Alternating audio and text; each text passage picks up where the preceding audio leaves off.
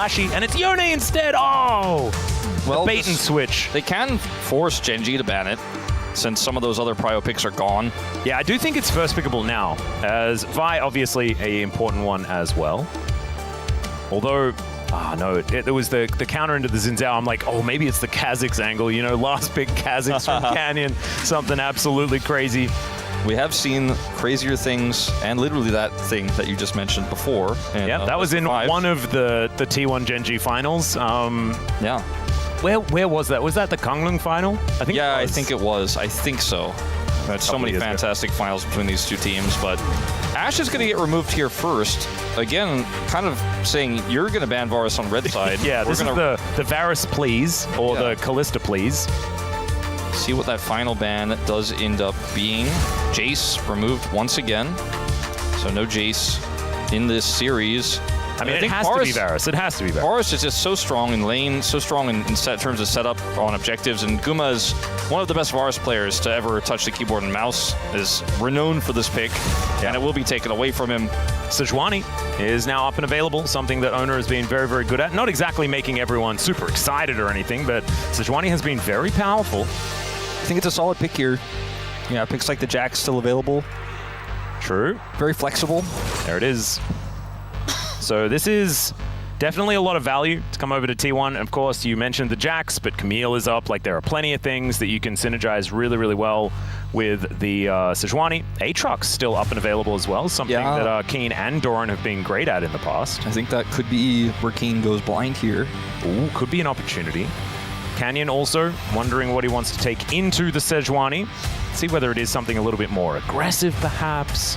Maybe it's a Trundle angle. No, it's probably not a Trundle angle. That is the Victor. Okay, yeah. Okay. Oh, man. Are we going to get Victor Orianna in our Fearless Game 3? It certainly could be.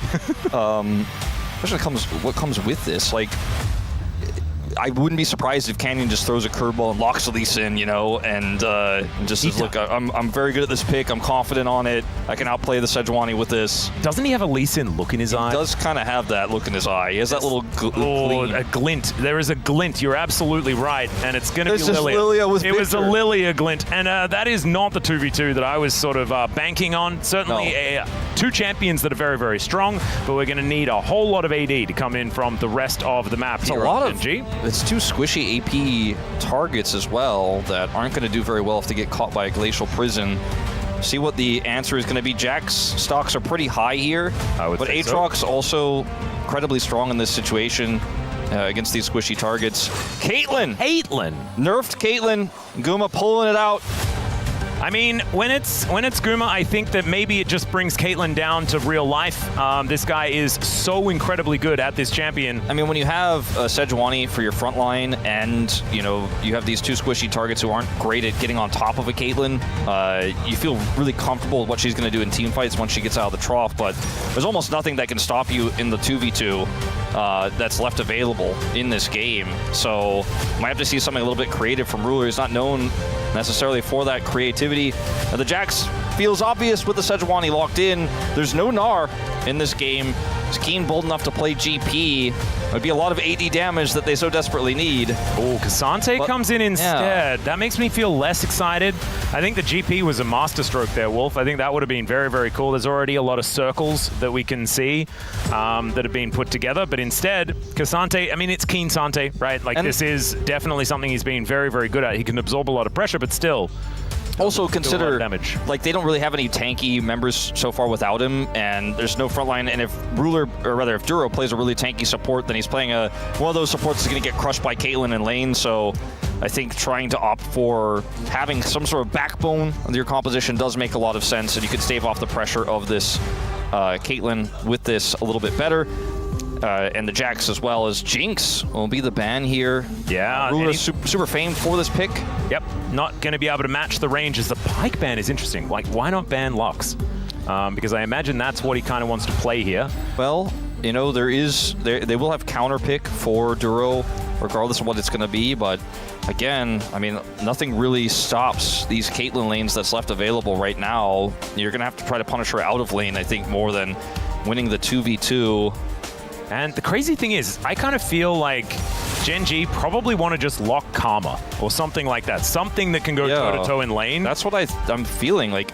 But, you know, do you want to go, what do you play Karma with is the question. Like, Karma Zeri doesn't sound too thrilling, but I do think you need some sort of really consistent late game hyper carry like a Zeri if you're going to compete with this T1 lineup, with the AP lineup that you have already. Like, you really need something that's going to do that consistent damage. I think Jinx would have been perfect. Obviously banned away. Really looking a little quizzical. Oh, Twitch. It's Twitch. It's a Twitch angle. As it's a Xayah. Never mind, that's Xayah angle. That's not the angle that makes me feel the most thrilled, if I'm honest with you. I think it's going to struggle in the early laning phase. It's safe, but it's just very low range in general. Yeah, it's the range problem that is going to be there. Of course, with Jax and Sejuani already represented, having Featherstorm is going to be pretty important here for Ruler to try and keep him alive. I wonder what Faker will end up playing here. Oh, Brad. Hard coming through, feels good here.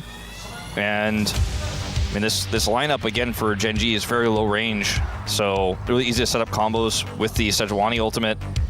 You can use the Tempered Fate to fish for Featherstorms as well, if Ruler is ever out of position, and I would hazard to say that at some points in the last game he was somewhat out of position. You might get your Orianna Dream here. I mean, Jax could be a ball carrier. Yeah, actually feels pretty good. It's quite decent into Victor. Talia somehow surprisingly still up. Yeah, it's kind of with all these bans, and actually will feel pretty good here too.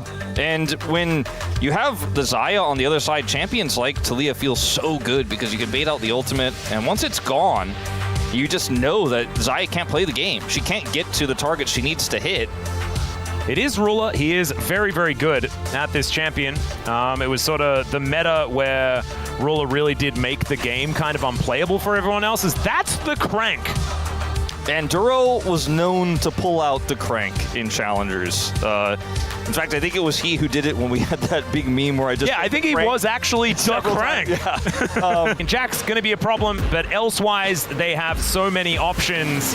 As Genji, I think a risky draft, but one that they can make work. Let's jump into the Rift for Game 3.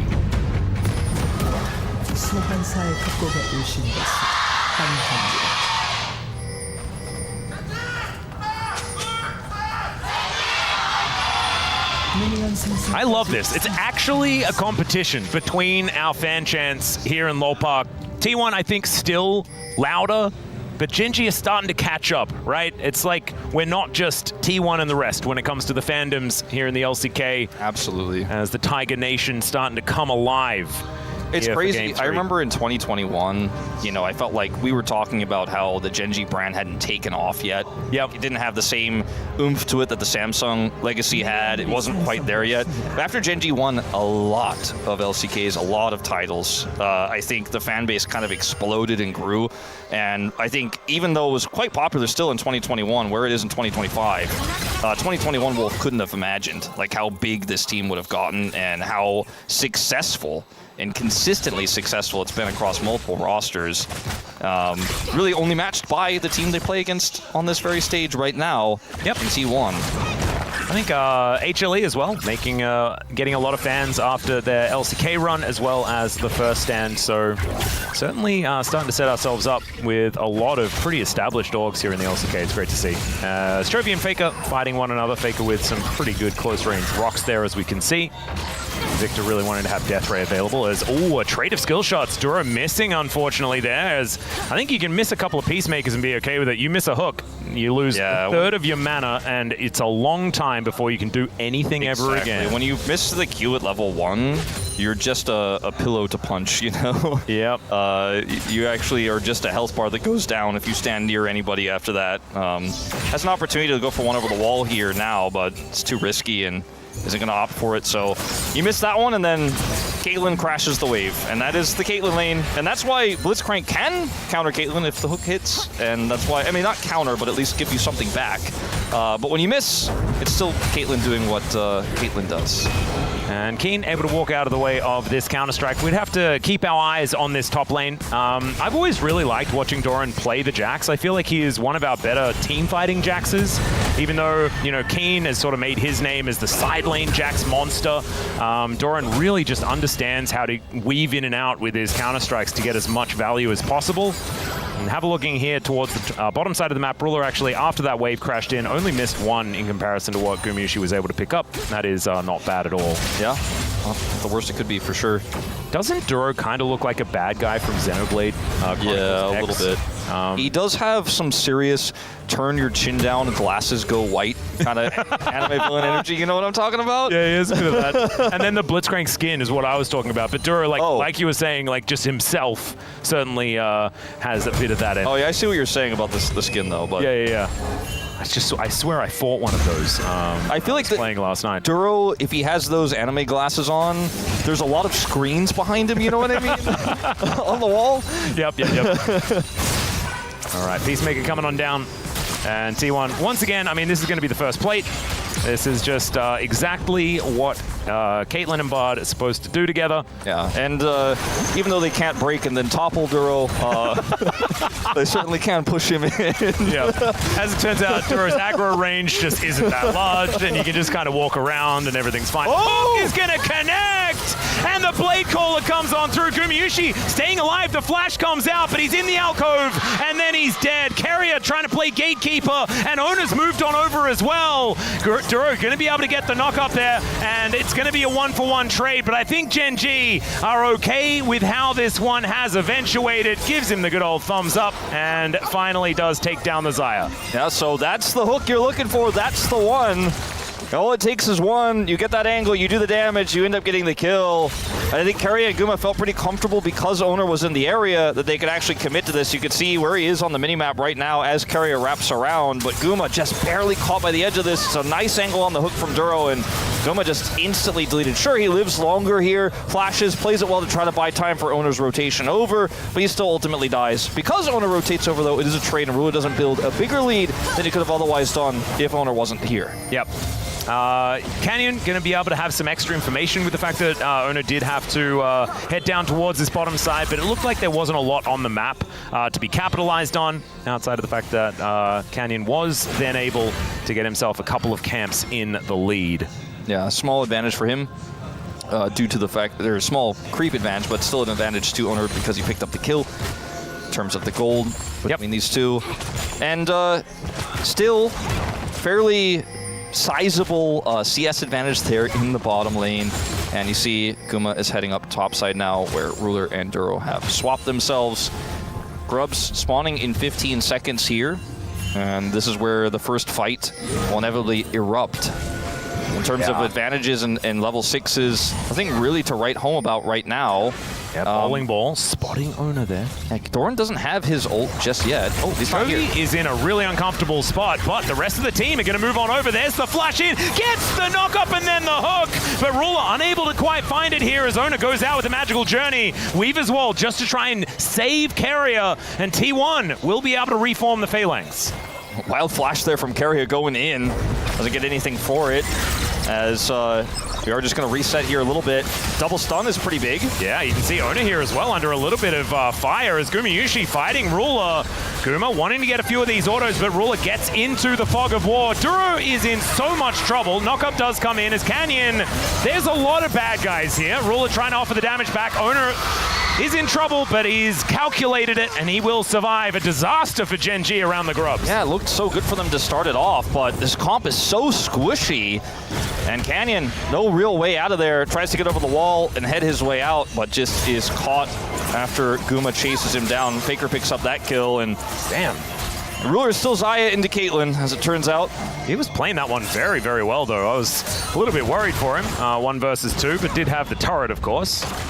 And one thing I was really worried for is Chovy's positioning was not great. Having a look at here now, this is after that position, as Ruler starts it off looking quite nice, but he chases T1 outplays them. Yeah, he chases Oner so deep that Guma has a massive health advantage and can push him away, so he can't offer any damage back as Duro goes down. Then Canyon takes a magical journey here and is just right into the waiting arms of T1. Tries to get that kill counterwise onto Oner, but is unsuccessful. So there being a big win here, and 800 gold, the lead now for T1, plus that grub advantage. Yeah. Well, actually, they didn't secure any afterwards, so I take it back. Okay, well, Chovy is going to throw down the gravity field. And Faker going to get caught up by that. And the hook comes in once again. 2 turret shots onto Keria. Chaos Storm means that Duro actually picks it up with the last tick of Ignite. And he's going to get flung back with the seismic shove, but he says he does not care about that one bit. Man. This guy's blitz. Game 3, the youngest player on the Rift. The least and he's made so many plays. Yeah. And that's, you know, if you pick Blitzcrank, you've got to be making those plays. You've got to turn them into successful ones. And 2 big ones already.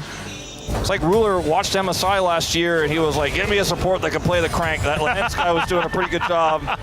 Yeah, I remember that Lehens guy. He was pretty good.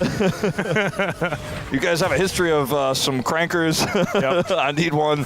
Oh, man, I remember that show. That was great. Crank Yankers. It was just about prank calls. It was very weird. Anyway, Duro's going to get caught out. Oh, the trap just barely. Not going to lock him down. And that's even without Merc Treads or anything like that. Duro able to make it out after the Cosmic Finding did come in. Scary time, but does get out with his life. The lead is kind of faded here for the moment. Yep. Just 200 gold now. Doran will catch some of this and go back up again, but next fight likely to be on this Dragon, where T1 have a lot of vision at the moment to control wards and a ward on the entrance from Genji's jungle. As finally we're going to take these grubs down.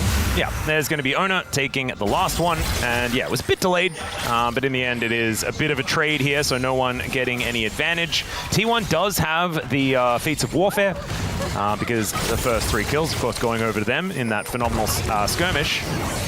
As Duro wanting to look for a hook there, but Keria just takes a magical journey. He's going to be okay. Possible crank angle, as he just Hex flashes his way over. And I think one of the biggest benefits here of the fact that Duro's been playing super aggressively, the early game went okay, is the fact that Ruler can actually exist in the lane. Yes. Because it could have been way worse. Absolutely. That one hook that he had really helped stave off that Caitlyn pressure quite substantially. Keen here is Cassante. Yeah. So I'm not sure if this will be successful. I think he has the all-out as well, and he's going to use it. Brings Doran underneath the turret, and there's the Glacial Prison. It was all a bait, ladies and gentlemen. And Doran even grabs himself the kill. Teleport here from Chovy just to try and make sure that they can get some of this experience and deny the extra plate. That's the Doran angle. Not sure if misplay or the biggest bait of all time. and I reckon Canyon was sitting there. He was like, oh, that's what I should have been doing. Just using him as a bait this entire time. Well, that's going to be plate gold going over to the top lane, going to the mid lane as well. Duro wants an angle on Faker here. All right, well, Duro is just going to light him on fire. Lands the hook there. Bowling ball is going to connect. Seismic shove to buy some space, but Faker's getting sleepy. It's getting late in the day, and Chovy burns him down with the Death Ray. That should now be an angle on the Dragon if they'd like it, but the bottom lane for T1 is pushed really far up as this cannon minion finally will be taken down. Keen unable to get that one. So much plate gold, even with Duro's punish there. Starting to feel absolutely worth, as more money for Guma, more money for Faker. Doran's picked up so much. Ooh, that minion. That was a pesky minion. Certainly, but a pesky Caitlyn continues to eat away at this as Oner takes the Dragon. It's a late first Dragon take here, but it will be T1's as there's no answer from Genji whatsoever as more and more gold goes over. And it's so likely that T1 just pick up Feats of Strength as well, because this Caitlyn not taking first brick just means that she's not really being Caitlyn. Gumayusi has historically been very good at being Caitlyn, so it's likely that they're able to make that one work. Doran as well here in this side lane, if left unattended, will just bonk this down with his lamppost. Yeah, I mean, it's crazy how many plates they've gotten. We'll have the, counter and the exact number of gold in 2 minutes time, but I mean, we're still building them up. Yeah. Right now they have, if this one cracks, which it looks like it just barely will not, it's 3 plates here topside, 1 mid, and then 3 bottom. I think Doran will likely get that crack on this plate with just a little bit of minion touching it. It's the ridiculous part is the fact that Genji have got nothing. Yeah, I mean, they haven't been able to get any control of any of these lanes, even with the picks that they've gotten. And Doran walking up, and we'll just get pulled back. There's another all-out here as Doran is going to take another turret shot. This time, he's dead, ladies and gentlemen, although doesn't land the Q, and Keen not going to overextend because Oner is obviously right in position. Keria tempered faded himself preemptively. Yeah. That was a sick play. Did you do that on purpose? That was so cool. Not 100% sure, but it looked cool in the end. And, Oner was there. with his ult and flash, if he was just a little bit faster, there would have been a second bait by Doran into another kill onto Keen. Hex flash. Yeah, looks for the hook angle. I mean, you just got to take those. Take the chances that you're given. Not actually going to be able to find it, though. No, not this time. Man, I am proud of Keen. Even though he's about to lose his turret, feats of strength are going to go over to T1. If that was me, I would have been running into that alcove and I would have 100% died and been tilted off the planet. Yeah. No, instead, Keen patience. is just able to walk himself back. It is going to still spell the end of his turret, and Doran will be able to get so much extra gold here. You can see 1.5k and feats of strength, my god. Yeah, 1.5k feats of strength. Doesn't change the fact that there's still 3 plates down in the bottom lane either. Genji weren't able to get anything cross-map from this. They tried to make the play mid. Keria with the Tempered Fate, totally fine. The Hex Flash into the hook doesn't connect. Guma's got his Collector online. Seraph's about to transform here for Faker. And T1, similar story to game 1, pretty significant early game lead. Well, there's Captain Jack from Ruler. Doesn't want to use his ulti, happy to use the cleanse, and just walks it off. No Feather Storm required. That was nicely played, but still, that is a bigger cooldown in the cleanse. There's the complete counter. Wow, that's, yeah. That's 9. Gumayusi gonna flash, as Duro is really getting so much use out of this Hex Flash. I could not be more proud. Yeah, and there was nobody nearby, which of course Guma didn't know, but getting into his head a little bit with that one. Yeah, and getting a Caitlyn's flash at this stage of the game, really, really nice. Yeah, we're heading towards the trough now as... All right, another hook and another flash! Another one. This guy just keeps making these plays happen. He's just where he needs to be, and he threatens. And again, this time there was at least Ruler nearby, but I don't know if necessarily Keria 100% dies there, 100% needs to flash, but he just isn't sure. And he's like, better safe than sorry. So now both bottom laners down. The Tempered Fate comes in. Has to flash to get out of the way of that seismic shove from Faker. T1 now all grouped up. Doran is so scary as well, now that he is grouped. And Keen is on the top side. Teleport in hand, but it does mean that this dragon in a minute and a half is what T1 are kind of looking for. Yeah. Not a lot else to fight for as far as this bottom lane is concerned, but this tower should just be going down, and that is what T1 are looking for. They're just trying to open up the map, take as many structures as they can. I mean, with the natural prio that a Caitlyn gets in bottom or mid or in top, if she's lane swapped up there, they're just saying, okay, Caitlyn's fine, she'll start to narrowly stack up these advantages. Lilia can't punish very well. Let's just come and hover around Doran on this Jax and just let him kill the things. Oh, yeah. He's top lane, he's pushing all the way up. Oner shadows, lets him kill the things. Bottom lane, they group, he kills the thing. Like, he's most of this gold lead, really, just from killing all these plates, killing these turrets. 1.5k the advantage over Keen. I mean, he was a slightly ahead Jax, and now he's giga-fed. Yeah, this is a very ahead Jax. But mainly just from playing the lane better, having a jungler that was ready to help him out as well. Him and Oner have actually played this one extremely well.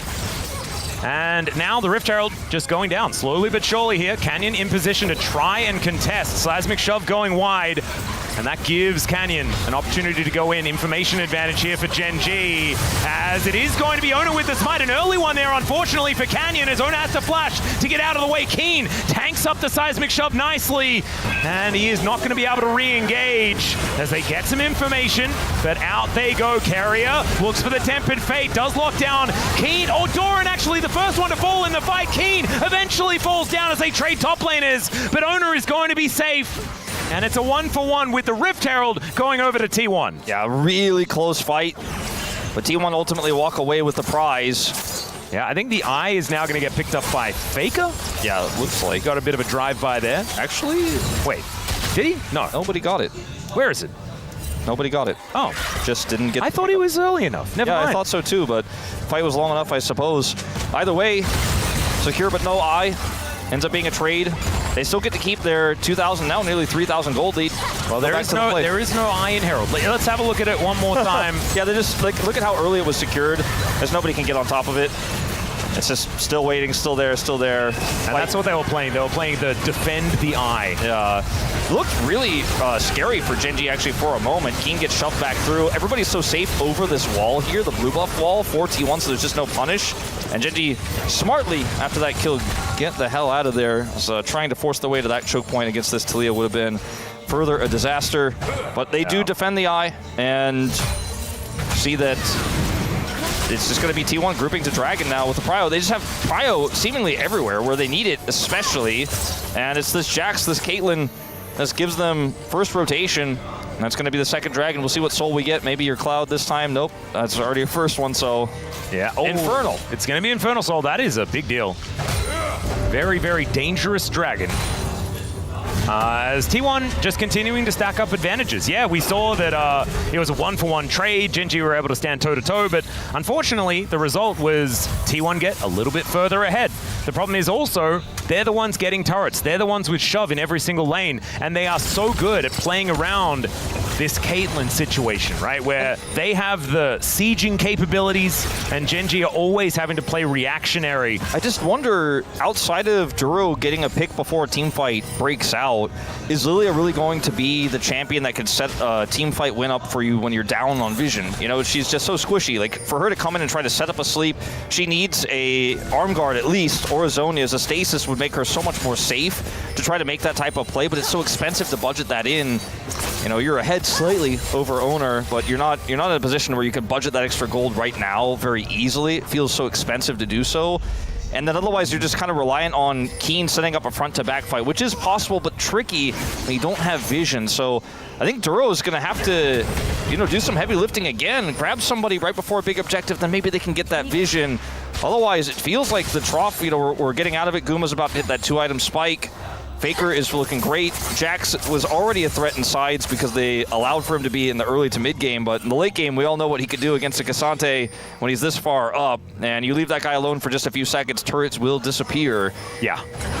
I think Doran is where a lot of the T1 chips are in, as Keen standing on top of a ward. That is not what he wants, as he should be able to absorb some of this CC, but not able to absorb all of it. Eventually has to flash, and will use it to get out of there. But the rest of T1 now grouped up. They've got a minion wave, and they've got an inner turret, and they have 4 people looking to try and take this one down. Canyon spinning. Duro's getting on in here as the Tempered Fate will lock down 2, but the tower is not one of them. Now Canyon trying to spin around here, looking for the Lilting Lullaby as Doran will melt. And now Faker and Ruler facing off. It's like a tale as old as time, but this time Gumayusi going to be there with the ace in the hole. And that is going to spell a disengage there from Ruler. Yeah, Faker versus Ruler in the mid lane. Another always, flash. Duro is activating, man. Activating Hex Splash. He is. Faker versus Ruler in mid lane is always a classic. Been some big moments across the years, especially at Worlds, but we're still in first match of regular season. The trade here will be Genji, get Chovy to push and take out this turret in the top lane. He got basically the whole thing. He was given so much extra time there, but it's in trade for an inner. And T1 just keep going, well, if Genji are going to play it slow, we'll just group on this Jax, and he will kill a turret. And that's kind of been the name of the game this entire third and final one. Pushes his lead up 300 additional gold, gets the flash out of Keen. This mid turret also doesn't feel too sturdy when you consider how easy it is for T1 to group and take that one out as well. And another really dangerous thing is the fact that T1 have stacked up 2 dragons and they've taken in a turret in the bottom lane. They have so much control over the bottom side of the map. And their turret's full health. Yeah.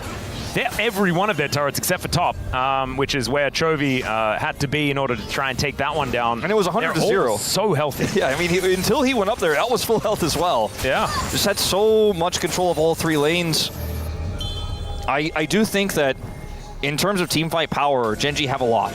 And I'm very nervous about Duro being in hook range of Keria, but they have a lot. It's just the lack of vision makes it so hard to play out. So they need to be very cautious and get vision where it's most appropriate around these objectives. The Dragon in 75 seconds is where they really need to be grouping and taking that vision away. Duro also has his Mikhails completed as Chovy going to avoid the Tempered Fate. Canyon moving down as Oner taking some legitimate damage here from these mages. And Genji, I think they have an Otacon on the mind. I know this is a team that were struggling to work out how to make the best Otacon plays in the LCK Cup. I forgot about that. But let's see whether they can make some better ones now, as they have started it up. They have a lot of damage. But Oner, he's got an itchy smite finger. They do manage to land the hook, though. The Weaver's Wall comes in, and Faker is looking to try and defend. Mikhails onto Duro is pretty unnecessary here, but Genji, they're going to have to back away. This Otacon under 50% health. I think T1 will just let it reset, though. There's no way to try to take this one away. It's just going to leash back to full health. And, you know, with all the damage done, Genji likely to give this up and back away. Do have that ward there, but it's on the other side of the Otacon wall. Yeah, Doran sneaking around here as well. I think, you know, for T1, you're very happy with this result because now you get the faster push to mid. You just take out this final turret, although they're a little bit shy on committing. Luckily for Genji, Keen had full health and was able to rotate down, and now the Dragon is available. Yeah. And this is the real difficulty, right? Because Genji cannot give up Soul Point. But because T1 committed to that mid play, didn't go for vision instead, didn't get the turret, Genji actually get a little bit of vision here. They have prio on this Dragon, so this is where their team fighting can actually start to work, in theory. Yeah, ooh, bowling ball, barely going to miss on a Faker, but does land on the Gumayusi there, as we can see. I think this should wanting to get in a position, they're going to look for a fight. They're looking for Chovy, but Keen lands the Q. There's the hook, the 1-2-3 punch onto Faker, and it's Ruler that takes him down. The Chaos Storm now doing work as Chovy. He got out of there with a flash, but now he's getting back in. And Doran just trying to play this one defensively. Genji finally winning a fight and getting an objective. Really important fight here for Genji, and they finally got to take it on their terms. Oh, nice little Glacial Prison there from Oner, but unfortunately not a lot of follow-up. Yeah, it's pretty tanky Cassante. They're going to turn this into a turret as well. Keria nearly caught by that hook from Duro, but we'll get out. Didn't have the flash. But yeah, this fight is really about Genji having control and having the setup. You can see how far away Guma is. He has the push in mid, but they can clear it so fast. It's a Victor who's got his upgrade on his E. So, yes, Chovy is the target here, but they end up getting the Dragon and they can just rotate over. Duro is in perfect position to grab a hook here, pushes Faker in, they grab him, and then T1 are just forced to retreat. They do get away, but it's going to cost them their turret as well as the Dragon. Yeah, the lilting lullaby there from Canyon, the flash Q to make sure that Gumayusi could not keep free hitting, had to play full defense mode. So important. Just keeping him out of the fight is really important when he's such a significant part of the damage here for T1. And 3 items on the way for both of these 80 carries, both of them scaling so well into the later stages of the game as far as DPS, but Ruler will not have the same range that Gumayusi does have. Chovy did finish Rod of Ages, but also naturally had a whole level lead on Faker, so finds himself 2 levels ahead of his opposition, finds himself 500 gold ahead on top of that, and is able to budget that extra arm guard into his build, can turn that into his Zonias later for additional safety. Make no mistake, there's an insane amount of damage packed into these 3 champions, the Lilia, the Victor, and the Xayah, especially if T1 end up going close to them and are unable to secure kills, or if they look for a pick, fail to get it, and then walk in. Oh, hook gonna connect. It's not exactly your favorite hook target there in the Jax, and that is why Duro immediately says, ooh, no, thank you. I will not take that one. Didn't have to invest too much though. Did press the ultimate button, but as you can see, it's a blitz ult. It doesn't really, it doesn't have that long of a cooldown. Even with the Otacon and Baron up here, Genji feels comfortable they can reset. There was no mid wave either for T1 to take the mid turret out. They're trying to with Guma, push that one in now, but Genji should be able to defend. The topside vision here for T1 is absurd. It's pretty crazy, and they're not utilizing it to start an objective just yet, although as I say, if Faker goes in. Yeah, there's a brilliant Tempered Fate there on to Chovy. And Oner has engaged, but I don't know whether they really want this because Keen looking for an angle. Doran is teleported in, but he might get Sleepy pushed back towards the Baron Pit. There's the all-out from Keen. Wanted to get him over the wall, but now he's 1v2, and the other 4 are looking for the rest of T1. Doran, likely the first one to go down, but Keen is getting lower and lower, and it's Gumayusi there to defend his top laner. Chovy, I don't know about that one, really wanted to kill his ex-top lane player, but no one is dead. Yeah, but this is the time where T1 have to reset, and Genji are going to look to try to take the Baron. Back from Oner, I think. Oh, no, wait, he hasn't fully channeled, but he is backing. He has no vision, so waits for this. Could attempt to steal, as they don't know that he's there. He has that control ward, too. Yeah, Weaver's all going to come in. Yeah, Keria is the one that checks. As Ruler, Featherstorm is going to break that one. He looks for Faker, but he doesn't get it. The seismic shot going to connect, but Faker is still going to be dead. There goes the Talia to start this one off. Duro finds the hook onto Oner. That's going to force the flash, and now Chovy comes in with the follow-up damage, and one after the other, the T1 players are falling. Ruler gets in there with those feathers, and the Baron should be next on the menu. That might have been the game-winning moment there for Genji. It's not over yet, but grabbing Baron and Otacon off of this, this is going to be huge. It's going to take a while to take this Baron down, and some of these T1 members will respawn, but trying to gather up and fight just doesn't seem realistic.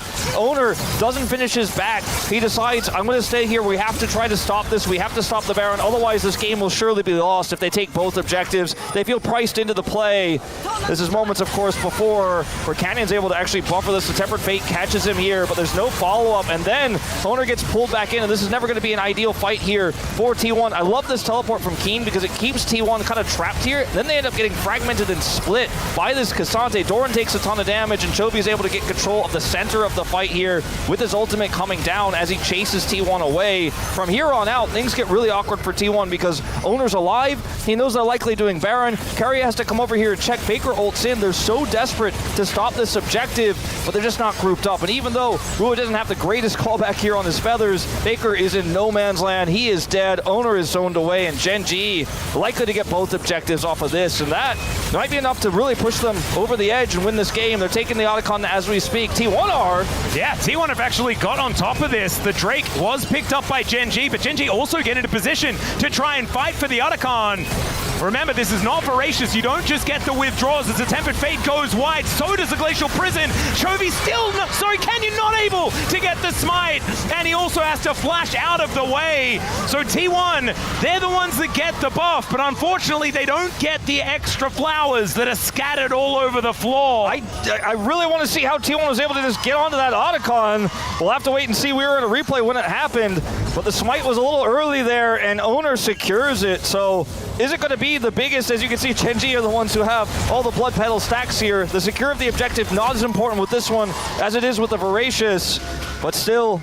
And also, I actually misspoke. I thought, like, when I looked up to the top of the screen, I saw, like, there's an Infernal Dragon that was taken. That was the one that was taken earlier. Yeah. Genji just took the Baron and then went home. Yeah. And T1 booked it to the Otacon to try and take that one. So that was still a bunch of fight left in this team. It's really risky to go straight from Baron into Otacon at that moment. A T1 are rushing towards it. But if you just back and T1 get on top of it, they have an opportunity for a crazy fight like this. They're not favored here necessarily. But when you look at the Otacon, look at how low it goes. It goes down to 1,000 here. They wait. Oh, 657. Yeah, and it's actually the smite that goes over to Oner, secures this one, and they leave. The plants, of course, do go over to Genji, so they end up getting the blood petals. They will not get the additional objective stats. But at the end of the day, I feel like Genji are okay with this situation. However, they lost a decent amount of Baron time from that contest. Yeah, as Duro looks for the hook on a Faker, gets another flash. This guy is just taking flashes all over the Rift. It's insane how many he's gotten. He is the crank, man. He is. He's 8 out of 9 KP this game. He is just having a fantastic time. But Genji, with this play, they push Faker away. That's a lot of the wave clear gone. That's a turret dead. And 3.5k is the Rebel Baron power play here as well. Doran trying his best to get some split pushing happening towards the top side of the map. I got actually very confused in that initial fight where Canyon was not actually glacially prisoned because it was a Captain Jack McHale's from Duro that makes sure that he's kept alive. That was a then he's hit by the Tempered Fate, and it looked as if he'd used his Zhonya's, but he didn't have one of those either. So it was a very confused play-by-play commentator. While he was a very good play from Duro. While he was also using his Eep to try to buy some space in that moment as well, which almost made it look like he buffered it there. That would have happened as well, but it was a lot of things stacked on top of each other. Faker, right now, so close to a death cap, so close to massive amounts of damage to break through this front line, but with Genji having an insane amount of control at this moment in time, has to play so cautiously, wants to farm that last bit up. He has a Void Staff and Sork Shoe, so it's about as much damage as you can get on a Talia. Once that item is completed, it is going to be a huge spike for him. And this game is not over yet. I mean, Genji haven't broken open the base. Oh no. And we're still 2 Drakes apiece. What a banger series this has already been, but is continuing to be here.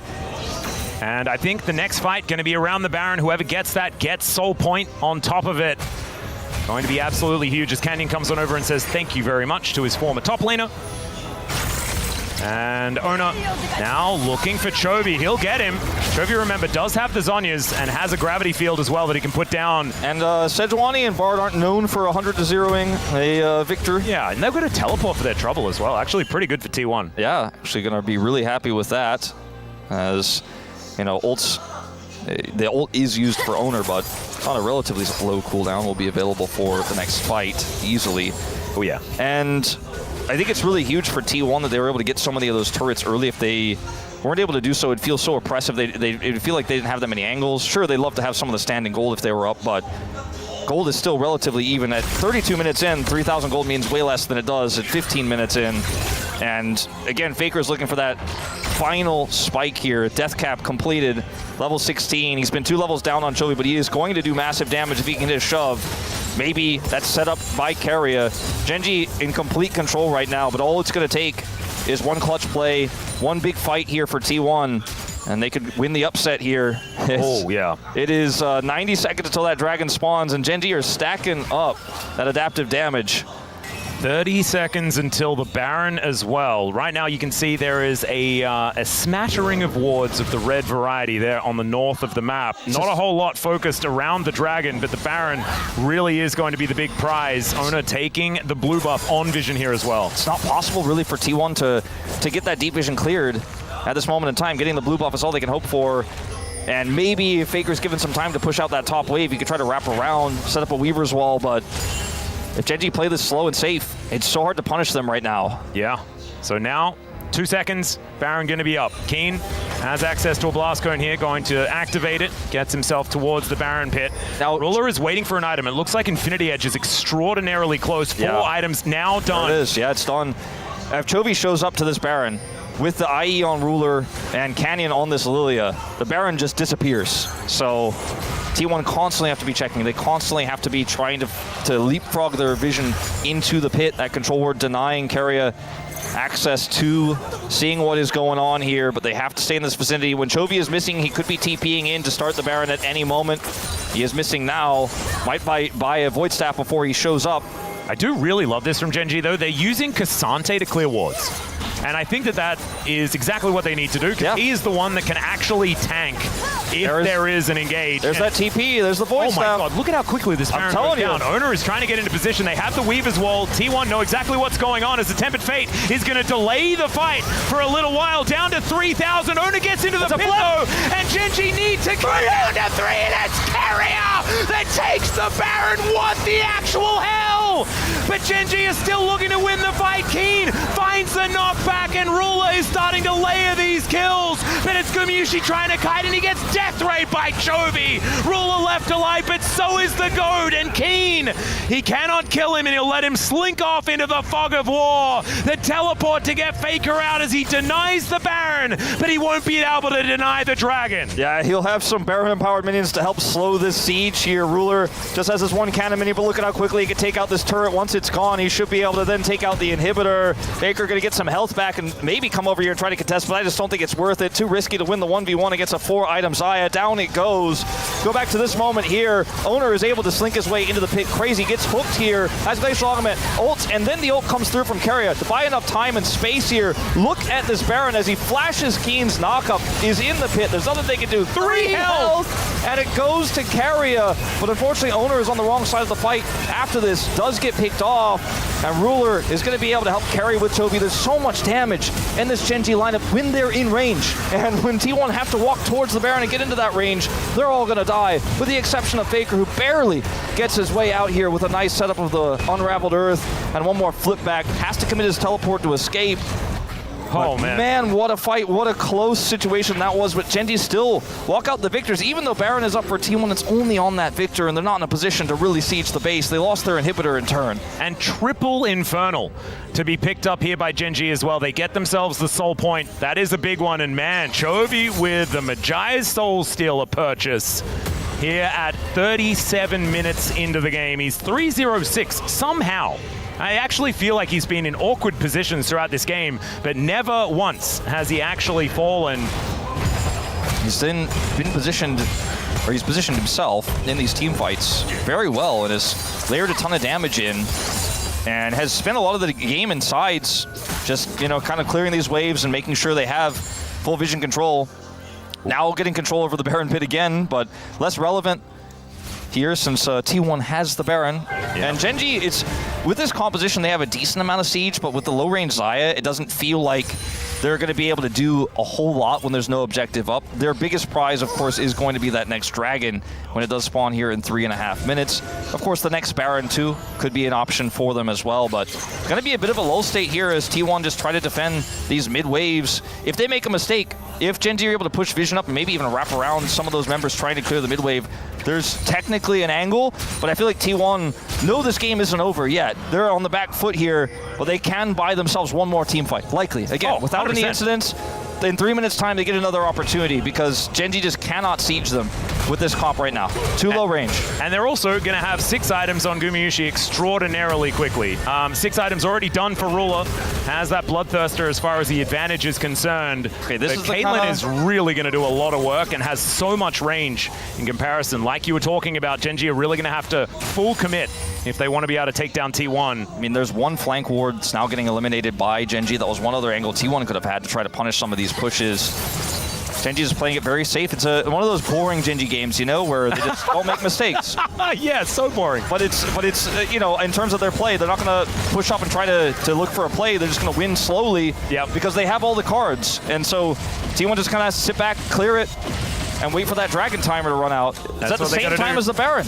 And what they have to avoid is getting caught up in the moment, right? Going for a play like that, because right now, like you're saying, they can just suffocate T1 out, get themselves the Infernal Soul, get themselves the Baron, force T1 to check. But we've seen some teams take some liberties on that front in the past. Guma finishing his build now in the position to do a ton of damage in these fights. Level 18, but can't fight what you can't see. When Genji have so many control wards, they've got line of wards through the center of the map as well. Maybe this ends up being a trade of objectives, but my money's kind of on the Infernal Soul as being the more valuable and more permanent objective at this point. Yes, we are 40 minutes into the game and one team fight. We'll probably just end the game either way. I think T1 will probably just have to follow Genji and fight them directly. Just so challenging when you consider this inhibitor is also still down. It will respawn though before the objectives, just barely. Yeah, Genji really putting their cards towards this dragon, which will go down so extremely fast. I like that Ruler changed position there as they think that they've caught Canyon, but the follow-up is just not there. Faker. Good Mikhails. Yeah, gonna get Mikhails so that he doesn't fall asleep, but Oner is gonna get slowed down. Chovy on a flank angle, the flanking Victor, and they look like they've caught Gumayusi. The Chaos Storm goes down as they take the magical journey to get them to safety. Crazy and now, a teleport from Doran, who dives in on top of Chovy, does keep himself alive. The Tempered Fate to save the top laner, and it's all just, please, can we disengage on both sides? And they will agree to terms. So many ultimates used here. Ruler and Keen, the big ones left available. Sure, Doran's got his, but he's a Jax. That's not an ultimate to write too much home about. 20 seconds until Baron. T1 are the ones who have to reset. There's fruit here picked up from Genji. They're going to sustain their way back up, and they may be able to start this simply on spawn. They do so much damage, Atlas, to this. Yeah. We saw it last time, and that was even more items on their side. T1 have to rush over to contest. Every time these bowling balls land, it's so dangerous. But the Lilting Lullaby still with a few seconds left before that comes off cooldown. Doran on a flank again. Yeah. Keen, not really a target that he's looking for, but Ruler is right up there, actually looking for Oner. The amount of damage these feathers do is absurd, as Chovy as well, just pushing them back. It's Baron time. They're just going to rush over and try to take this out. Yeah. T1 are going to trade it for Infernal Soul, but their base is the one that's open. And it's Soul Point, it's not even Soul, so the Baron, so much more important here for Genji at this point in time. Absolutely. They will be able to take this one. And I think that T1 just said, look, we're not in a position to fight this. Yeah, we have a decent amount of wave clear. We defended last time around with our own Baron under siege. Take the next best thing, 100%. Take the next best thing and try to back away. Try to play this one out for the next objective. But surviving this is going to be a little bit more difficult. Last time they didn't have the siege, but this time they have super minions at least. I was so terrified. Like, Ruler was kind of frontlining in that last moment. Was also kind of frontlining right then. As the ace in the hole doing a bunch of damage as well. As you can see, 6 items onto Gumayusi. They've got the fully upgraded shoes as well, and now that we've got 6 items coming in for both teams, having feats of strength feels a whole lot better because you get those extra stats on top of all of the money that has been picked up on both sides. Chovy is pretty far up here without any teammates. He could be a target of T1s. He just teleported too, so... Oh, Doran actually not opting in for it. Didn't have full information and isn't going to risk it, man. I agree with you, man. I thought that Trophy was dead. But does have Gravity Field, is actually pretty good at keeping himself alive when he's jumped on by a single melee target. I thought maybe Keria, Magical Journey's over and eventually catches up with him and then he just gets collapsed on there by everybody, but Doran, without a lot of information, like you said, just doesn't want to throw the game there. From his perspective, that could have been exactly what happened as Duro has a hook angle potentially. Here he goes. All right, can he win the game off the back of this one as he's just walking towards Doran? Oh, predicting the Weaver's wall timing. Was thinking that Faker was going to come on over as well. Wasn't actually there and was a bit early on the hook regardless, but still they do get that cooldown as Canyon gonna get flicked back, but the Glacial Prison misses because he gets put out of position with that seismic shove. Still the defensive wall of traps, and the fact that they can flick these siege minions towards these inhibitor turrets means that the defense from T1 is definitely scary. They're just continuing to clear these waves. Oh my, okay. Oh, every time he walks forward, I'm scared. As there is another Tempered Fate onto Ruler. Doesn't actually use anything. As the rest of Genji are moving over, the hook goes wide, seismic shove as well, no joy. Mikhail's used there to guarantee there's no follow-up there on the Guma. They're going to clear this wave again, but Chovy's got this inhibitor on his mind. It's open, and down it goes. Yep, that is the inhibitor. And, I mean, now Genji still have a little bit of Baron left. 30 seconds. They could try to collapse here onto T1 on that bottom turret as well. Something's going to have to give here. Yeah, and Genji, they know that they have the advantage as they can push these minions in. T1 may have to just find an engage. They may have to find an angle, otherwise it's just going to run out of this game. Yeah, that is just going to be the turret falling down, though. T1 realizing that they're going to have to defend under their Nexus turrets if they're going to do so. 14 seconds time. Still, that barrier is going to wear off. Exactly right. So much AP. I mean, they just basically two-tap these turrets if they get on top of them. And T1 can't really find an angle there. Finally, the Weaver's Wall comes in again, but it is used just defensively as the Glacial Prison flies out once more, but it's not used to engage. Baron's done. Minions are running out. Oh, the hook barely going wide there as Doran goes in, but he's just going to explode. Goes golden, but I don't know whether it's going to be enough. Tempered Fate there to start that one off, but he gets the leap strike out and he survives. The turrets are still pretty healthy here, as Genji have to wait for this wave of super minions. Another turret gonna fall down. 3 inhibitors will be taken by Genji. And T1, they're gonna have to hard commit on something. T1 don't have any teleport wards, no way to get around, and Genji are just gonna get away. Oh, never mind. So they don't get the inhib. They don't get the inhib. Yeah. They don't get the inhib. If they stay for that inhib, I think that's the one way T1 can find an angle on them. Longest game of the season, by the way. Of course it is. And Genji now have 2 inhibitors down, or T1 have 2 inhibitors down. Genji take 2, which gives them a lot of prio for their 4th potential Infernal Drake and the Soul to come with it. We already talked about how much damage there is in this comp. I mean, Chovy's been sitting on 10 stacks of this forever because he's been 306 for feels like forever as well. Yeah. But like he's got so much damage. The Lilia has so much damage, and then when you add in the fact that they have all the stats from triple single elemental drakes, elemental infernal drakes, plus then the big boom boom that comes with the soul if they secure it. I mean, they could just kind of walk at T1 and end the game at that point. So T1 have to, I mean, they have to groups for this somehow, but Trophy doesn't have teleport. Yeah. Oh, could have been an option, could have been an angle. I think they have enough time to get him back, though. Yeah. I wonder whether he's going to sell something. It could just be a Seldamagize by a death cap, but instead he's just going to load up on... Oh, actually it was. Sell the rod. Yeah, no, Seldamagize, yeah. Yeah, Seldamagize, 10 stacks not enough. Grabs himself death cap. That is a very, very scary max big damage upgrade. potential. Victor. And now going to actually teleport in, not taking any chances. Yeah, the angle here for Faker both gives him a potential cross setup, but also allows him to clear out this bottom wave. Quadra Infernal Soul has now been picked up by Genji. I just don't think they can get into to win a fight. Faker has to clear this bottom wave, and Baron's not up for a minute, so it's not like they can trade. And T1 keep living a little bit longer, but it feels like they're just delaying the inevitable, as Genji seems so inevitable in this game. Their siege isn't great, but their wave clear is also fantastic. And when they have Baron, if they win this next fight, if they secure Baron with all the damage they have, I feel like there's no way T1 defend that one, right? I mean, they've defended so much, they've held on so long, but it feels like enough is enough at this point. Genji are too big to fail. I mean, that's what it feels like. I just think so much of this comes down to both of these support players. I think if Duro lands a crazy hook onto someone and they blow up a single target, the game is over. I think if Keria lands the best possible tempered fate in a team fight into a big counter-strike. Yeah, right. I like, can see it. The setup is definitely there. The amount of follow-up that they do have, if they can layer it in, is huge, but they need to be able to find a window to get that and avoid the explosive damage of Genji. Chovy not having TP means he can't backdoor or anything like that. Oh, hook is gonna connect onto Oner. King gonna push him back, but now Faker gets in there. They know that they have to commit to something as Chovy is also taken relatively low. The Chaos Storm in answer though, and Canyon and Ruler, they're staying on the Baron. They're staying on the Baron. T1 can't get there quickly enough. It's just gone. Yep, just taken. And Genji, they sacrifice half the health bar on Chovy. Still has flashes. Canyon's looking for an angle. Oh, Gumayusi, good juke. Gets him out of the way. He's still got the 90 caliber net and 5 players alive on both sides. Genji, I think they could just group as 5 and walk down the mid lane. The inhibitor is going to respawn in 40 seconds, but even if it did, I think they just blow it up a second time. They have so much damage here.